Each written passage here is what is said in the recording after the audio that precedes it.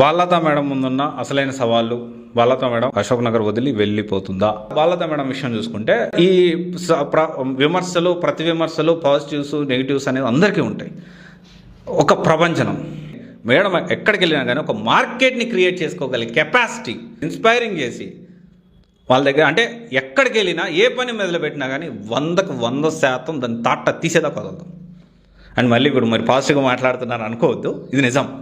ఎందుకంటే జనరల్గా చాలామందికి బాలలత మేడం ఒక వ్యక్తిగానే తెలుసు, కానీ బాలలత మేడం రోజుకి ఎన్ని గంటలు కష్టపడతారనే విషయం చాలా తక్కువ మందికి తెలుసు, చాలా తక్కువ మందికి తెలుసు.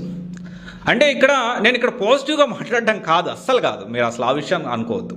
కానీ ఇక్కడ నేనేం చెప్పదలుచుకున్నానంటే అశోక్ నగర్లో ఈ సివిల్స్ హబ్ ఇంతగా పెరగడానికి ఇంతకుముందు ఓల్డ్ ఇన్స్టిట్యూట్స్ తర్వాత న్యూ ఏజ్ ఇన్స్టిట్యూట్స్లో ఒక రెవల్యూషనరీ, అంటే ఒక మొత్తం యావత్ తెలుగు రాష్ట్రాలు అశోక్ నగర్ గురించి మాట్లాడుకుంటున్నారు అంటే ఖచ్చితంగా అది వాళ్ళ one of the pillar for Ashok Nagar అని చెప్పడానికి ఎటువంటి అతిశయోక్తి లేదు.